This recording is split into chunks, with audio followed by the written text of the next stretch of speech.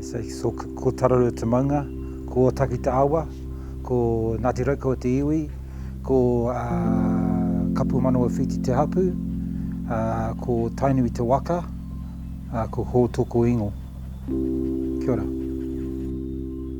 Okay, so we're in the foothills of the mighty Tararua Ranges, and as you can see that this is a place of calm and quiet, and the maunga or the hills here are all very much a spiritual place for me. Yeah, real restful, peaceful. This is where I got time to take care of myself, my hinengaro.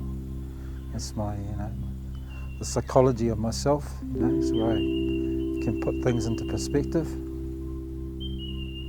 I'm a social worker during the day, working with kids that have experienced trauma, every possible form. These kids are not using any processing so all of their response is whilst reaction. So it's coming from that part of the brain which is called the limbic. So most of these kids don't have executive functioning. Most of kids that are traumatised tend to disassociate, either physically, mentally.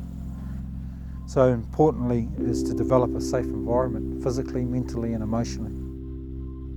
So whilst all these kids that we work with have all these bad memories, if we can give them good memories, it makes a big difference. And it's holistical because we're looking at all aspects of tinana, hinengaro and wairua. And that's everything I base my practice on, is those fundamental cornerstones of the whare.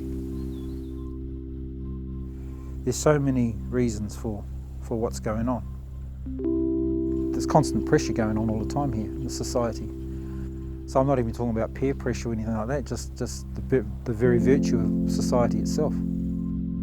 I try not to get depressed about what goes on. I mean, it could be easy for me to be quite depressed and lose optimism and hope and faith in society and in general, And I have staff that kind of start feeling like that, there's no point, nothing's going to change. But I always say to them, you got to think about this, work with that one person. At the end of the day, put as much of your energy into developing that relationship, providing that alternate mirror, giving some good memories, some wonderful experiences. And I said those things just on their own have a huge impact on the well-being of any other person. So it's around building their, self-actualisation, their self-esteem. People underrate our environment that we live in, I don't everybody has an opportunity to come up to a place like this.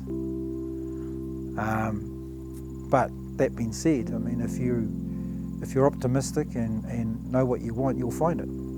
So over 30 years of walking around the hills up here, it's just a bit more than just hunting. It's just a life. It's a lifestyle too. Being here is good for me.